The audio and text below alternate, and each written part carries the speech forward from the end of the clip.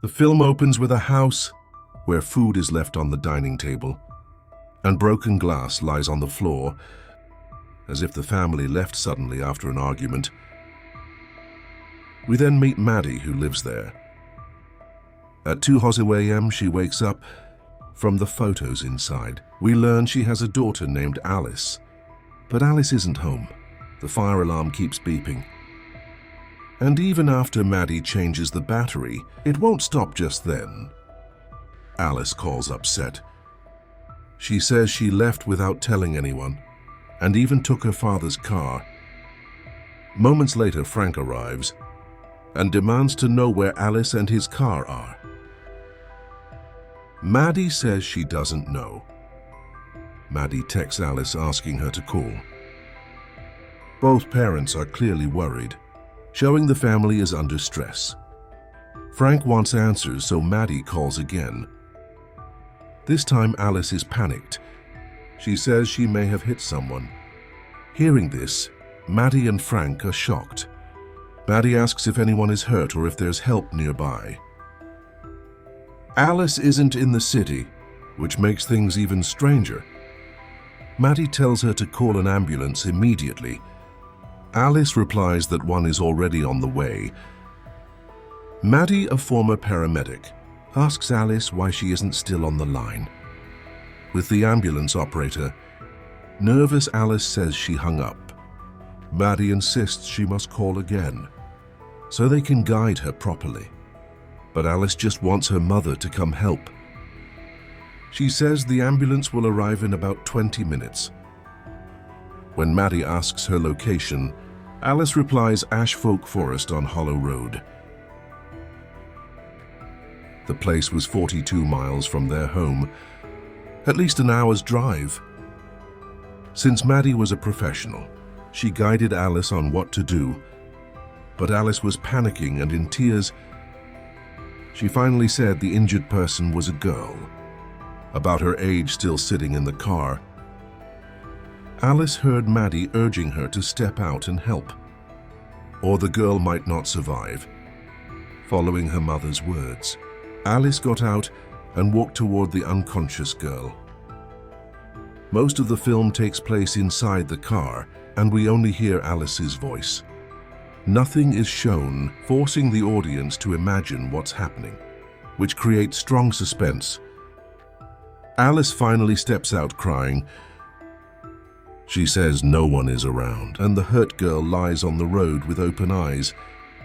Badly hurt Frank tells Alice to listen to Maddie, reminding her this is her mother's expertise.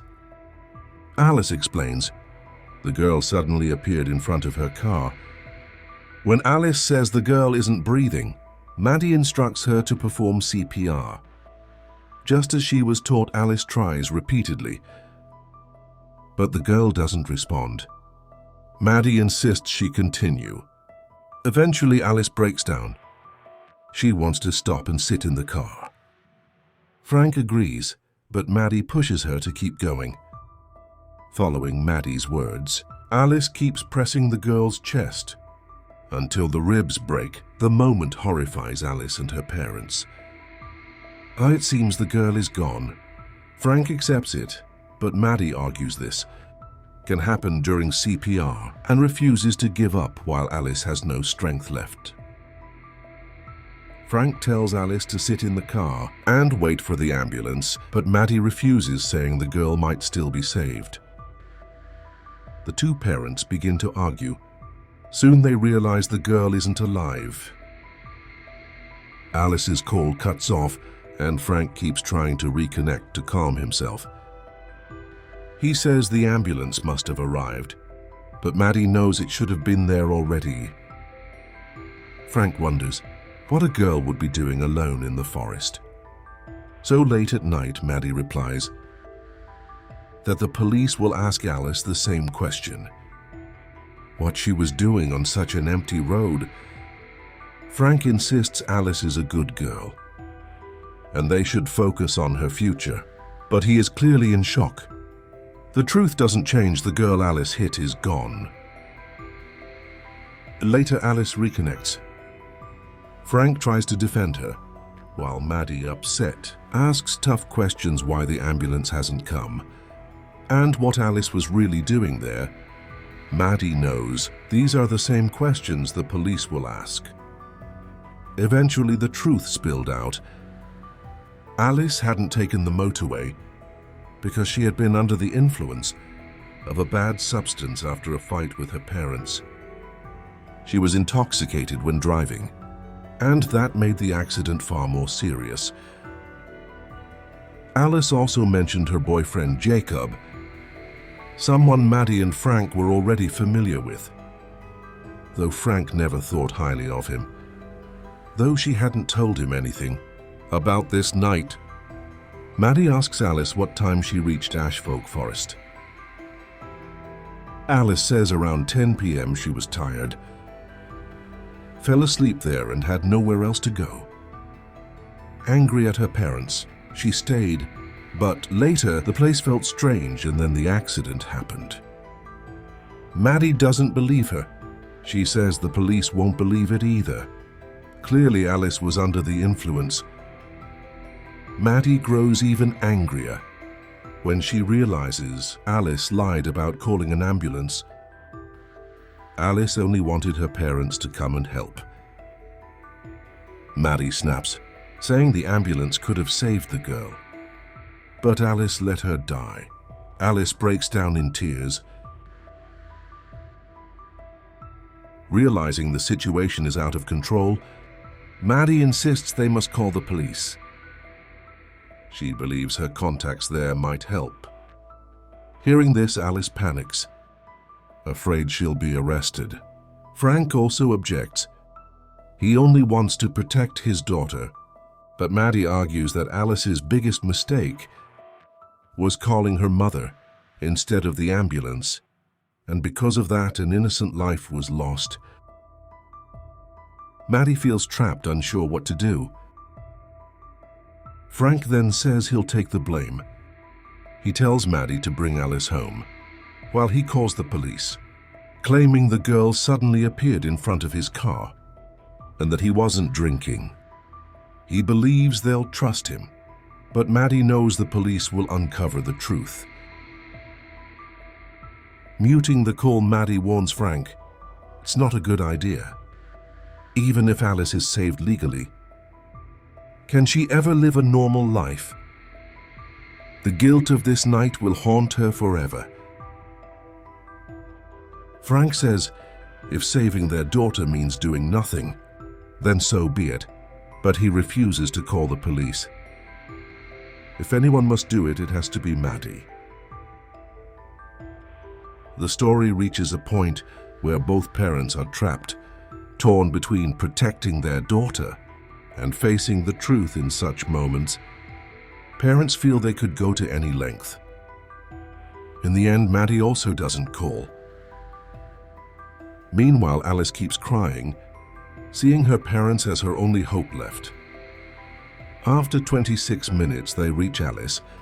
She feels guilty and says she should tell Jakob, but Frank angrily stops her. He insists Jakob only used her and won't stand by her. Only her parents can protect her now. Frank tells Alice to forget him and focus on her future, her career and the life still ahead of her. It's then revealed to the audience that Alice is pregnant. This was the real reason behind the earlier arguments. As her parents didn't want her to become a mother, yet it also seems Jakob may have already left her. A little later, the GPS shows they're on the wrong road, but Frank insists it's correct and keeps going. Ignoring Maddie soon, they enter the forest road. One strange detail stands out. There are no other cars, no people, only them on this road. The reason behind this eerie emptiness is revealed. At the end, Frank and Maddie argue again.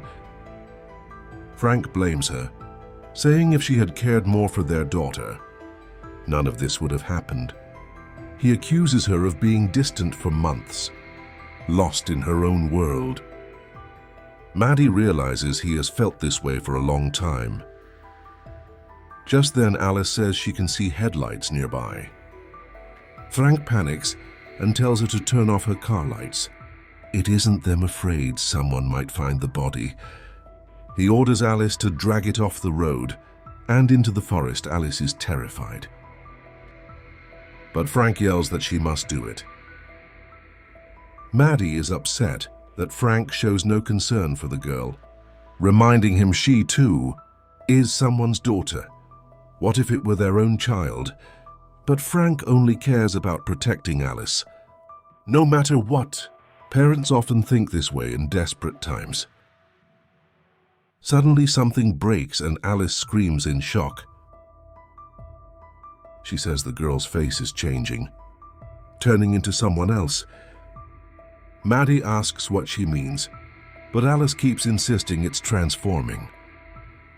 The audience is left wondering if something supernatural is happening, adding even more mystery to the story. Maddie thinks Alice is imagining things because she's under the influence. Soon a car reaches her. A woman steps out and asks if Alice needs help. Frank tells Alice not to panic. The woman questions why she's on this road so late and asks if she knows its legend. She explains it's said to be a sacred place, once home to fairies, though now only myths remain. She also notices Alice's car stuck in a ditch and offers to help with her husband. Alice refuses, saying her parents are coming. The woman's tone changes. She accuses Alice of being drunk and says, maybe the police should be called. Hearing this, Frank and Maddie grow nervous. Maddie asks Alice to hand the phone to the woman. She explains, Alice took a shortcut to university and her car got stuck, so they'll arrive soon and no help is needed. But the woman keeps asking questions, puzzled why they don't want help. Maddie says Alice is alone and wary of strangers.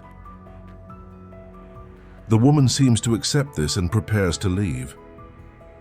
Before going, she tells Alice to wipe the blood on her shirt. Alice claims it's from a cut on her hand. Maybe this was why the woman doubted her, but for the audience, it's still unclear. We only hear voices, never see what's truly happening. After the couple leaves, Frank and Maddie tell Alice to calm down. But soon she starts crying again, saying the two are in the forest and may have seen the body. Maddie insists they must involve the police before the strangers do. But Frank argues they might not have noticed anything. Maddie urges Alice to call the police, yet Alice refuses. She panics, saying the couple is returning. Frightened, she tries to drive away, but her car is stuck. The woman approaches, telling her to stop before sinking deeper. Alice doesn't listen and presses harder. Then the woman says they know about the body. Alice can't escape suddenly. Glass shatters, Alice screams, and the call cuts off. Frank is shocked, while Maddie frantically tries to call back, but Alice doesn't answer. Frank feels helpless and speeds up, caring only about reaching Alice. He's driven by emotion while Maddie stays logical, saying they must call the police. Frank snaps, shouting that they'll handle it themselves, and she should stop pressuring Alice. Before Maddie can reply, Alice calls again. Maddie quickly answers at first. It's silent, then the woman speaks. She says Alice is fine though. They had to break the window to stop her car from sinking further. Alice is safe but in shock from what she's done. Frank insists it was just an accident. The woman disagrees, saying it doesn't look like one. The body lies hidden in the forest. No police were called, and Alice only phoned her parents. That's foul play, she says. Maddie holds her ground, explaining Alice called her because she's a paramedic. Frank and Maddie explained they tried to save the girl, but failed, the woman shocks them, saying the girl was still alive when she and her husband reached her. Frank feels a moment of relief. Maybe things can still be fixed, but her questions grow sharper. She accuses them of acting out of emotion and ignoring the injured girl. Why hasn't the ambulance arrived? Was this intentional? Frank finally breaks. He insists it was an accident. Alice was upset after fighting with them and left home. And then this happened, he says. None of it was her fault. She has her whole life ahead of her. Through tears, he admits he planned to take the blame, so Alice could be free. It shows how far parents will go to protect their child. But raises the question, is that truly the right thing? The woman gives Alice the phone. Alice regrets not calling the ambulance sooner. Since the girl is still alive, Frank comforts her, saying it isn't her fault. But Maddie insists she can still do the right thing by telling the police the truth. Frank objects, but Maddie warns Alice that if she stays silent, she'll regret it forever, just as she does. Maddie shares her past once. She misdiagnosed a patient with chest pain as a panic attack. The woman later died of a pulmonary embolism. No one blamed Maddie, but she never forgave herself. That guilt drove her to resign, and it has haunted her since. Hearing this shocks Frank and Alice. Alice then says she's ready to take responsibility. She saw her own reflection in the injured girl's face, and if the girl survives, she wants to ask for forgiveness. This gives Maddie a sense of peace. Soon they reach the crash site. Alice's car is there, but neither Alice nor the woman can be seen. The girl's body lies in front of the car. Confused, Maddie calls the police, saying their daughter had an accident and may have hurt someone. Meanwhile, Frank goes closer and freezes. The body is Alice. He rushes back to Maddie. Shaken, she refuses to believe him and checks herself. Only to see it's true, Alice appears lifeless. Maddie insists this can't be real. Alice had just been speaking to them, saying the girl's face was changing. Maybe it was all some kind of trick. But Frank, terrified, asks what she even means. It really is Alice. Both parents are in shock, unable to make sense of it. Maddie refuses to believe and dials Alice again. To their horror, Alice answers. Her voice is clear, even though her body lies before them. She says she feels strange, and the woman beside her promises help. When Maddie asks where they are, Alice replies they're still in the forest. Believing she must be nearby, Frank and Maddie rush into their car. Alice then asks the woman if the injured girl survived. The woman coldly says no. You left her behind on Hallow Road, and she didn't make it. The air turns tense. Truth and lies blur together, and nothing feels certain. The woman tells Alice it was all her doing. Her own fault. Alice cries, asking where her parents are. The woman answers coldly from now on. We are your parents. Yours failed to make the right choice. So we will, she says. They've always been here guiding others before Alice. Frank and Maddie hear everything. Frozen in shock, Alice screams, begging to leave, but the woman says she cannot.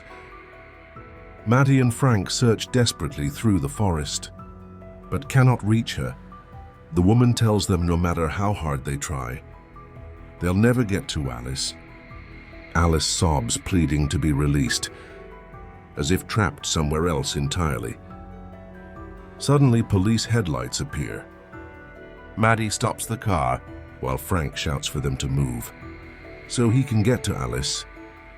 Maddie begs the woman for another chance, but she replies it's too late. In tears, Alice confesses she is pregnant. The woman calmly says they will fix her child as well. Alice's final scream cuts through the line, and the call goes dead. Maddie and Frank keep trying to call, but this time the line never connects. For them, it feels like everything is stopped. The next morning, police arrive at the scene. One officer explains it looks like Alice's car veered into a ditch. Under the influence and trying to get help, she must have stepped out, only to be fatally injured later. Her body was found deeper in the forest, while whoever was responsible had already escaped. The details strangely match what Alice herself had described. Another officer points out that her parents said something different on the phone, that Alice had hurt someone. His partner replies they were likely in shock. We then see Maddie and Frank broken and silent, still trapped in grief. And so the question remains, what was the truth? Were Maddie and Frank simply too traumatized to accept Alice's death hearing her voice? Only through the hallucinations of their guilt and denial by the end, it becomes clear that Alice was already gone. The desperate phone calls were not real, but rather the haunting illusions of parents who couldn't let go. In their grief, reality itself twisted. Hope turned into denial, and their love for their daughter became a painful delusion.